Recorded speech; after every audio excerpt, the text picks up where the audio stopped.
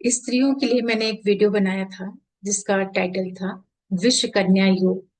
तो मुझे कमेंट में किसी ने बोला था कि क्या कोई ऐसा ही योग पुरुषों के लिए भी होता है, विश्व पुरुष योग। तो देखिए, विश्व कन्या योग का जो अर्थ है वो तो मैंने आपको उस वीडियो में बता दिया।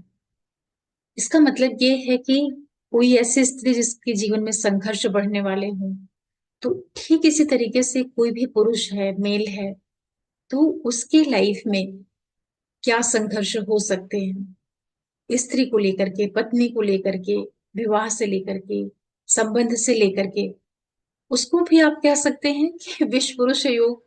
हालांकि ये शब्द कहीं पर भी ज्योतिष की बुक में नहीं आया है। जो भी फल दीपिका है या बृहद पराशर होरा शास्त्र है, उसमें कहीं पर भी इस शब्द का उपयोग नहीं किया गया है कि विश्व पुरुष योग कोई होता है। लेकिन ये जरूर है कि कलत्र भाव करके, कलत्र मतलब, कलत्र का अर्थ होता है पत्नी। तो किसी आदमी के जीवन में पत्नी की क्या स्थिति होगी, उसको जरूर समझा जा सकता है और ज्योतिष के माध्यम से बताया जा सकता है। तो आज मैं आप लोगों को उन पुरुषों के बारे में बताऊंगी जिनके जीवन में परेशानियां आ सकती हैं विवाह को लेकर के, पार्टनरशिप को, पत्नी को लेकर के, मैरिज को लेकर के, और जो जीवन का सुख होता है, गृहस्थ सुख होता है, उससे संबंधित उसको क्या जीवन में आगे चल करके कष्ट दुख मिल सकते हैं, क्या संभावना बनेगी, वो सब कुछ मैं आपको बता सकती हूँ। तो चलिए, ये सारी चीजें मैं आपको विस्तार से बताऊं उसके पहले आप सभी दर्शकों को बहुत बहुत धन्यवाद बोलती हूँ। साथ में जो भी नए दर्शक जुड़े हैं चैनल से, आप लोगों से भी मैं रिक्वेस्ट करूंगी कि आप चैनल को सब्सक्राइब करिए, लाइक करिए, शेयर करिए और नोटिफिकेशन बिल को प्रेस कर दीजिएगा, जिससे मैं कोई भी वीडियो अपलोड करती हूँ तो आप लोगों को उसकी जानकारी मिल जाया करे। देखिए, स्त्री हो या पुरुष हो, दोनों के लिए ही जीवन सहज रूप से चलता रहे, ये बहुत जरूरी होता है। जैसे कोई लड़का है, लड़की है, जब तक उसका विवाह नहीं हुआ है, पढ़ाई लिखाई कर रहा है, अपने पेरेंट्स के साथ है में है, तो वो जो जीवन होता है वो बड़ा सहज और सरल होता है, क्योंकि माँ बाप के ऊपर आश्रित है और कोई बहुत उसको चिंता फिक्र होती नहीं है। लेकिन जब भी किसी बच्चे का, जब वो अपने जीवन में प्रवेश करता है, उसका विवाह हो जाता है, तब स्थितियां बिल्कुल बदलना शुरू हो जाती हैं, क्योंकि अब वो अपने आप में एक अलग गृहस्थी में आ जाता है। तो वहां पर फिर उसका खुद का जीवन कैसे चलेगा, मतलब कि विवाह होने के बाद कोई आदमी है या कोई औरत है, अब वो जब पति पत्नी बन गए तो उनकी आगे की जो यात्रा है वो किस तरह से जाएगी, उसमें क्या सुख दुख मिलेगा, एक दूसरे का साथ कितना मिलेगा, मतलब पति पत्नी को एक दूसरे का कितना साथ सहयोग मिलेगा, क्योंकि दोनों गाड़ी के दो पहिए हो गए ना, तो दोनों का एक जैसा चलना, एक दूसरे को मदद करना, सहयोग करना, मानसिक स्तर पर, शारीरिक स्तर पर, और हर तरह से एक दूसरे के लिए आत्मबल बढ़ाने का काम करें, यही तो दाम्पत्य का मतलब है ना। लेकिन कुछ स्त्रियां होती हैं, कुछ पुरुष होते हैं जिनके जीवन में विवाह में, दाम्पत्य में, किसी भी उम्र में आकर के कभी ऐसी स्थिति भी निर्मित हो जाती है कि उसका लाइफ पार्टनर नहीं रहता है, तो फिर उसका जो जीवन है कहीं ना कहीं वो संघर्षमय तो हो ही जाता है, बढ़ जाते हैं, उसकी जिम्मेदारियां बढ़ जाती हैं, क्योंकि बच्चे हो चुके रहते हैं और उसको नौकरी भी करनी है, घर गृहस्थी भी संभालनी है, पत्नी है नहीं, तो क्या करेगा, परेशान तो रहेगा ही ना। और जब ये ज्योतिष का निर्माण हुआ था, जब ये आचार्य लोगों ने ये सारी चीजें लिखी थी, जैसे बृहद पराशर शास्त्र है, तो वो एक प्राचीन समय था। हालांकि उस समय स्त्रियां बहुत पढ़ी लिखी भी होती थी और ऐसे कोई भेदभाव नहीं होता था, लेकिन बीच में कुछ समय ऐसा आया जब स्त्रियों को समाज में थोड़ा सा दबा के रखा जाने लगा, मतलब कि पुरुष प्रधान समाज हो गया और स्त्रियां जो थी वो टोटली अपने माता पिता के ऊपर, अपने पति के ऊपर, फिर अपने पुत्र के ऊपर निर्भर रहने लगी। समाज में एक ऐसी व्यवस्था आई कि कोई भी स्त्री जो थी वो कभी भी आत्मनिर्भर नहीं रह पाई, मतलब उसको विवाह के पहले पिता के आश्रित रहना है, फिर विवाह के बाद पति के अधीन रहना है, फिर विवाह के बाद उसको अपने पुत्र के अधीन रहना है। उसमें होता क्या था कि अगर किसी का पति खत्म हो गया, मर गया, तो उसके लिए बड़ी समस्या हो जाती थी, क्योंकि पुनर्विवाह होता नहीं, स्त्रियों का लोग करते नहीं थे, उस पर कोई विचार नहीं करता था। जबकि पुरुषों के साथ क्या होता था कि उनकी पत्नी खत्म हुई तो परिवार वाले लोग, समाज वाले लोग उनके दूसरे विवाह की व्यवस्था करते थे कि इसका जीवन कैसे चलेगा, इसके बच्चों को कौन पालेगा। मतलब समाज में एक भेदभाव तो स्त्रियों के साथ में रहा ही है। स्त्रियों को के लिए कभी कोई नहीं इस तरह सोचा कि उसका पति खत्म हो गया तो उसका जीवन कैसे चलेगा, उसके बच्चों की परवरिश कैसे होगी। मतलब अगर आप इसको देखें तो बहुत भेदभाव, बहुत स्त्रियों को दबाया तो गया है, इसमें कोई दो राय नहीं है। लेकिन कोई भी पुरुष हो अगर उसका तो ऐसी स्थिति में होता क्या था कि जैसे स्त्री है, अब उसके लिए विश्व कन्या दोष बोल दिया गया, विश्व योग बोल दिया गया। तो मतलब कि अगर किसी स्त्री का पति खत्म हो गया तो उसके लिए जीवन बड़ा कठिन हो जाता था। इसलिए उसकी चर्चा ज्योतिष में की गई है कि स्त्री की कुंडली को कैसे विचार किया जाए। तो आज मैं आपको ठीक ये बता रही हूँ कि कोई पुरुष भी है, भले ही परिवार समाज उसको उतना नहीं परेशान करता है, लेकिन तब भी अगर किसी की पत्नी खत्म हो गई और बच्चे हैं, परिवार है, तो उसकी लाइफ ही तो बदल जाती है ना, मतलब वो भी परेशान हो जाता है।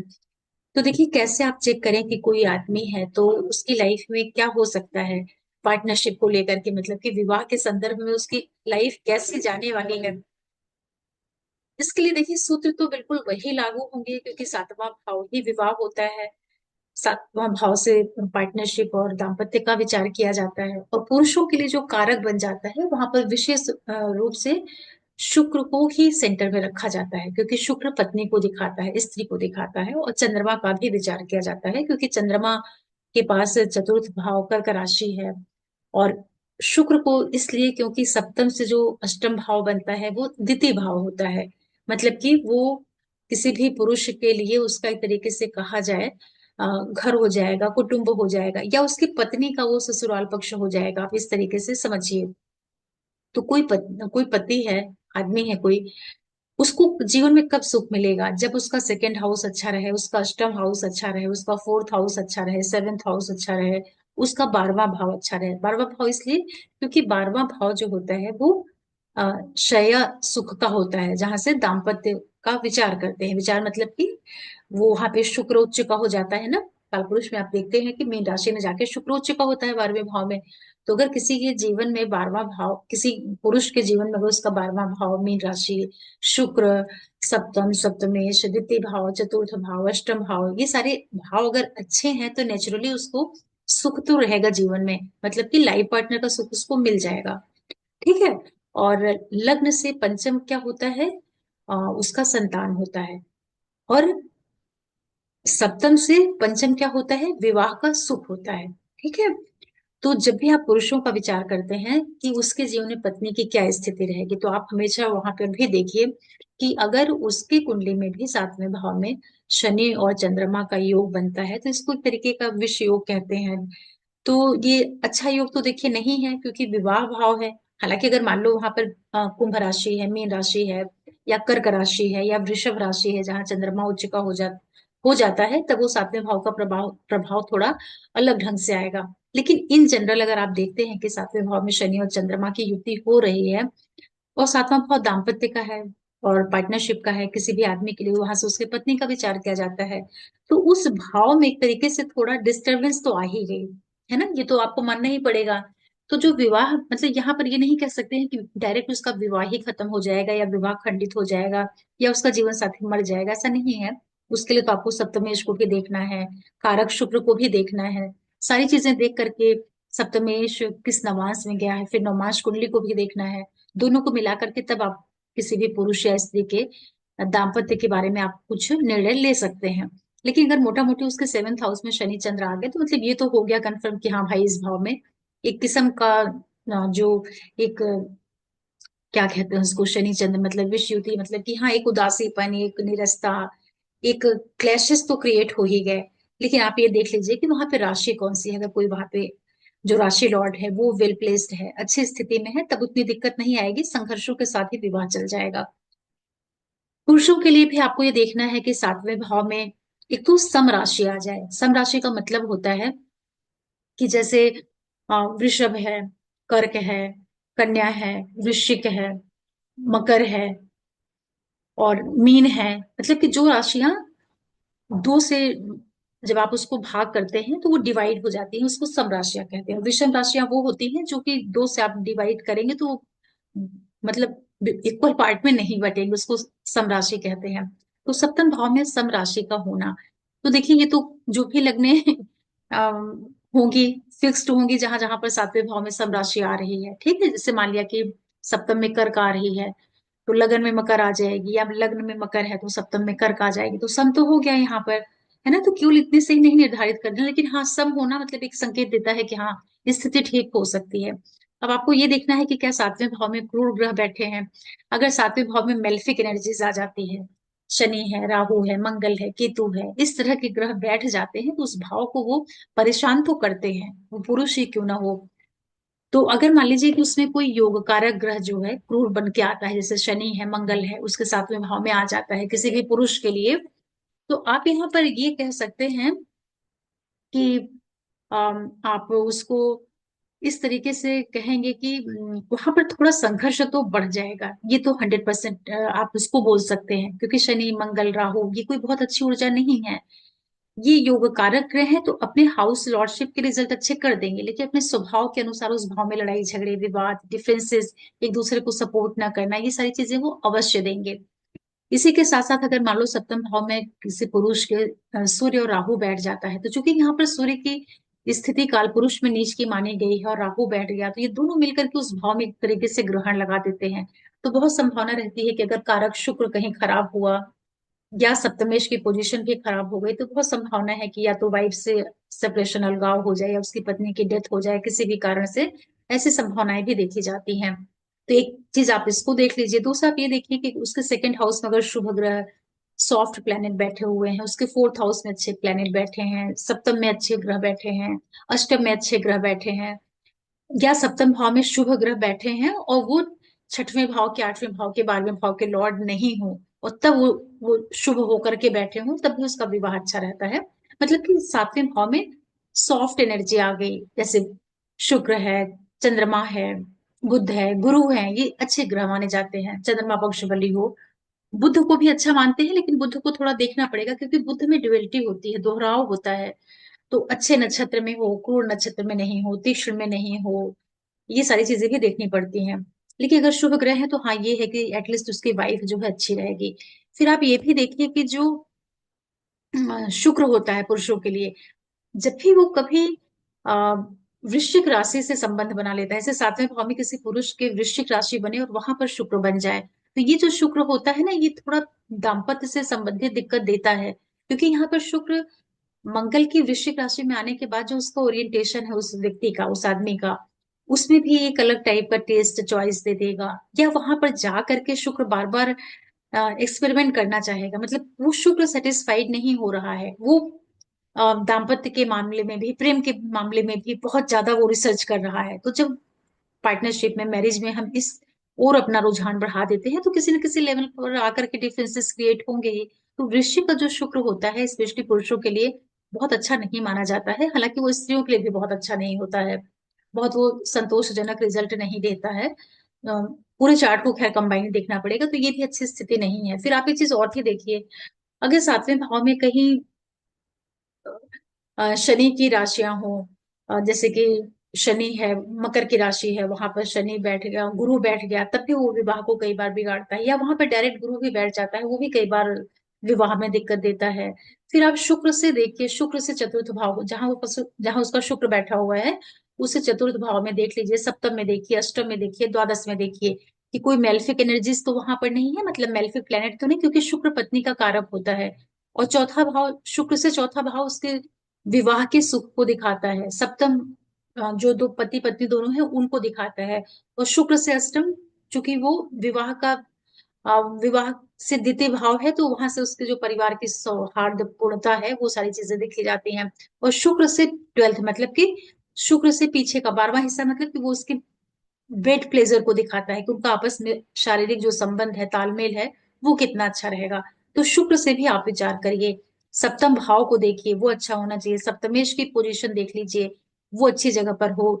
सप्तमेश से मतलब जो सप्तम का लॉर्ड बनता है, उससे फोर्थ हाउस, उससे सेवेंथ हाउस, उससे एट्थ हाउस, उससे ट्वेल्थ हाउस, उसको भी देखिए। अगर वहां शुभ अच्छे ग्रह हैं तो विवाह ठीक रहेगा, अदरवाइज दिक्कत आएगी। फिर आप चंद्रमा को भी देखिए, क्योंकि चंद्रमा जो होता है ना, ये भी, ये मन की शांति को दिखाता है, माँ को दिखाता है। और कालपुरुष में इसके पास कर्क की राशि होती है, तो डायरेक्ट ये सीधे सीधे व्यक्ति के मन को, उसके सुख को, उसके मन की जो शांति होती है उसको भी दिखाता है। तो आप चंद्रमा की पोजीशन भी देखिए, किसी भी पुरुष की कुंडली देख रहे हैं या स्त्री की भी देख रहे हैं, लेकिन आज मैं पुरुषों के बारे में ही बात कर रही हूँ कि क्या पुरुषों में भी कुछ ऐसे योग होते हैं जिसको देख करके समझा जा सकता है कि इसके आप विवाह में क्या स्थिति होने वाली है। तो आप चंद्रमा को देखिए, चंद्रमा एफ्लिक्शन में नहीं हो, चंद्रमा से चतुर्थ, चंद्रमा से सप्तम, चंद्रमा से अष्टम, चंद्रमा से द्वादश में शुभ ग्रह, अच्छे ग्रह बैठे हों, सॉफ्ट एनर्जीज बैठी हों, वहां पर शनि, राहु, मंगल इस तरह के ग्रह ना हो तो ज्यादा अच्छा रहता है। तो मेरा कहने का तात्पर्य आज ये है इस वीडियो में, जिन्होंने मुझे सजेस्ट किया था कि क्या पुरुषों के लिए भी ऐसे योग होते हैं, तो हाँ, पुरुषों के लिए भी ऐसा होता है। संघर्ष दोनों के ही जीवन में आता है। जो भी अकेला रह जाएगा पार्टनर, चाहे वो स्त्री हो या पुरुष हो, उसका जीवन संघर्ष में बन ही जाता है, क्योंकि जिम्मेदारियां इतनी होती हैं व्यक्ति के ऊपर। और एक आदमी को कमाना भी है, कमा के पैसे भी लाना है, बच्चों को भी देखना है, घर गृहस्थी भी देखना है, तो जीवन तो संघर्षमय हो ही क्या। तो उसके चार्ट से ही पता चल जाएगा, मतलब वो तो बाद, विवाह तो बाद में होगा, उसके किसी भी व्यक्ति को अपने चार्ट से बहुत आराम से पता चल जाता है कि हमारा विवाह कैसा होगा, बच्चे कैसे होंगे, सब कुछ मालूम पड़ जाता है। और एक चीज और भी आप देखिएगा कि जो पुरुष है, या इस पुरुष को ही चलिए लेकर चलते हैं, अगर सप्तम पलौट जाकर के पंचम में बैठ जाता है, अपने से एकादश होकर के वो जाता है, तो कई बार वो भी विवाह में संघर्ष पैदा कर देता है। क्योंकि वहां बैठ करके वो अपने भाव से तो लाभ में आया है, लेकिन वहां बैठ करके एकादश से वो कनेक्ट हो जाता है, संबंध बनाता है। तो वहां पे भी थोड़ी बहुत मैरिड लाइफ में कई बार दिक्कतें आ जाती हैं। लेकिन ओवरऑल जो कंक्लूजन है वो ये है कि सातवें भाव में शनि, मंगल, राहु, केतु इस तरह के जब प्लेनेट बैठते हैं तो उस हाउस को वो डिस्टर्ब तो करते हैं, कम करें ज्यादा करें, लेकिन वो प्रभाव अवश्य देते हैं। फिर आप उनकी नौमांशा को भी चेक कर लीजिए कि जो प्लेनेट वहां पर क्रूर ग्रह बैठे हैं, चाहे सप्तम भाव में, चाहे सप्तम से चतुर्थ में, अ, सप्तम से अष्टम में, सप्तम से द्वादश में जो प्लेनेट बैठे हैं ना, उनके नक्षत्रों को भी आप जरूर चेक करिए। अगर वो सौम्य नक्षत्र होंगे, मृदु नक्षत्र होंगे, तब उतना परेशान नहीं करेंगे, लेकिन अगर वो क्रूर हैं और वो जो तीक्ष्ण नक्षत्र होते हैं, वो सब बहुत परेशानी डालते हैं। तो अगर क्रूर ग्रह वहां बैठा है तो वो 100% अपने दशांतर प्रत्यंतर में कहीं ना कहीं वो परेशानी देता ही देता है। और आप उसके नौमांशा को भी चेक कर लीजिए कि सप्तमेश किस नौमांश में गया है, शुक्र किस नौमांश में गया है। तो अगर पुरुषों का भी सेकंड हाउस अच्छा है, शुभ ग्रह हो, शुभ ग्रह उसको दृष्ट कर रहे हो, तो उसको विवाह का सुख मिल जाता है।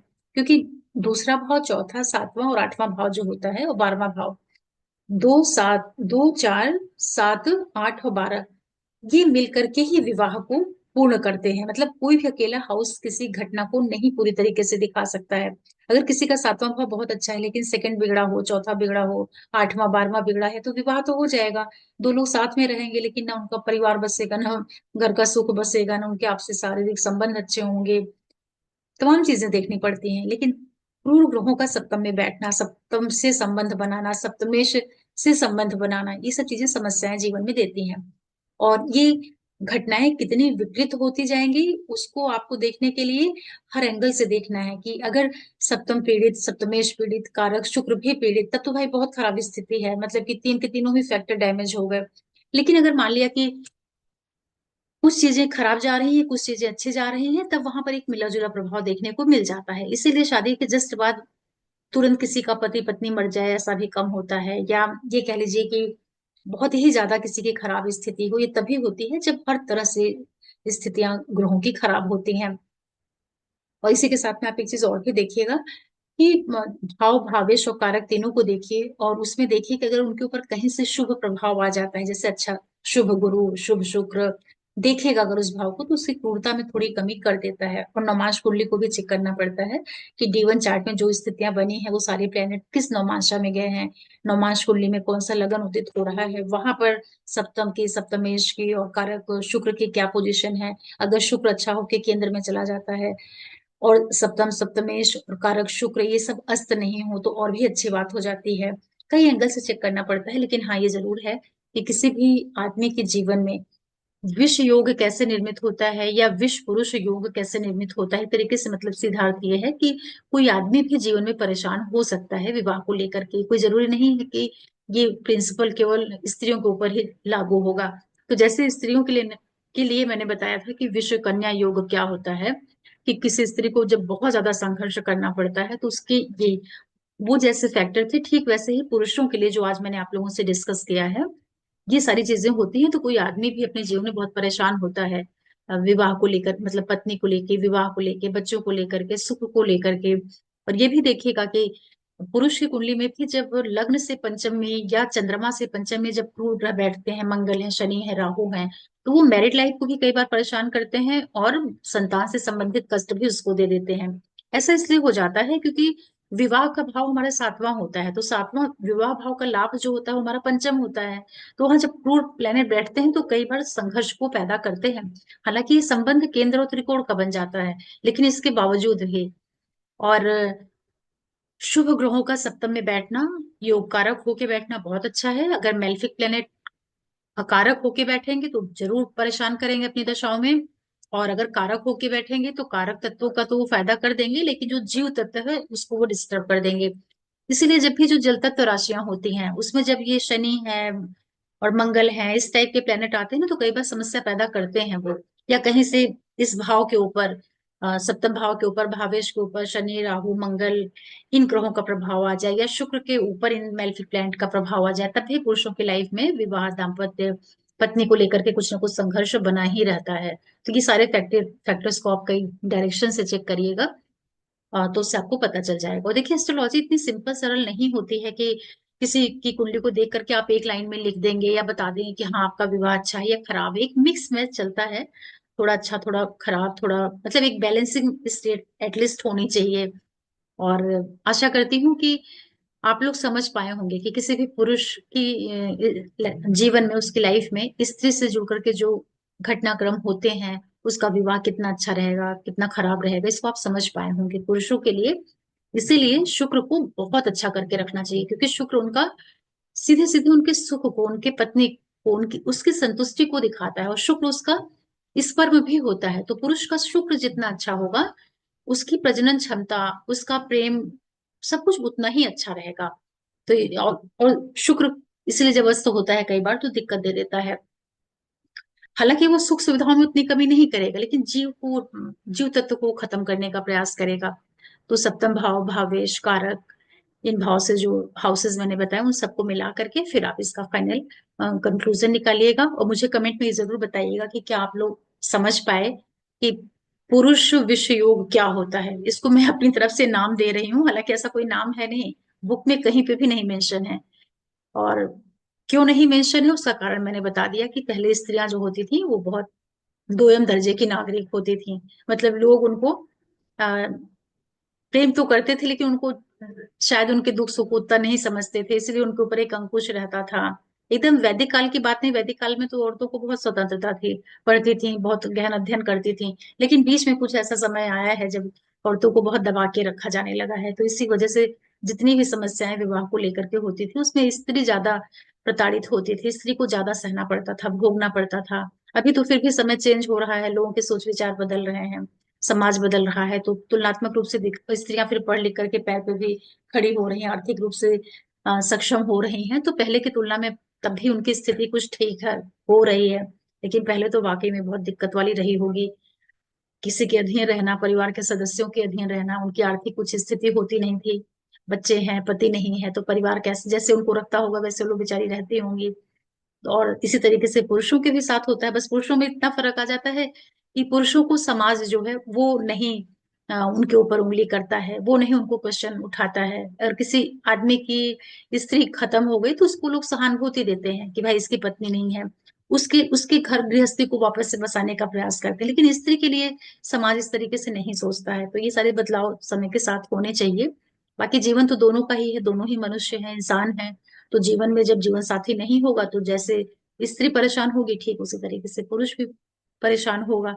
तो ऐसी कंडीशन में जब इतनी विकट स्थितियां रहे चार्ट की, तो अच्छे से ग्रहों की पूजा पाठ करा के, ग्रहों की शांति करा करके, ये सब उपाय उपाय करके तब विवाह करना चाहिए। ये बहुत जरूरी होता है, क्योंकि अगर योग है, ग्रह कुंडली में ये दिख रहा है कि दाम्पत्य में, पत्नी सुख में, पति सुख में कष्ट है, तो अच्छे से उपाय करके करना चाहिए। और जो चीजें ईश्वर दे दे आपको लाइफ पार्टनर के रूप में, उसकी खूब इज्जत करना, उसको संभाल के रखना, उसकी केयर करना, मतलब कि उसे लड़ाई झगड़े कलह क्लेश ये सब करने से बचना चाहिए। नहीं तो ऑलरेडी योग बना हुआ है और अपना नेचर भी आप गंदा कर लेंगे तो फिर और भोगना पड़ेगा। तो आशा करती हूँ कि ये वीडियो आपको समझ में आया होगा, और आप सबके सपोर्ट के लिए बहुत बहुत धन्यवाद आप लोगों को। और फिर मैं कोई वीडियो लेकर के आऊंगी, तब तक के लिए ओम नमः शिवाय। नमस्ते।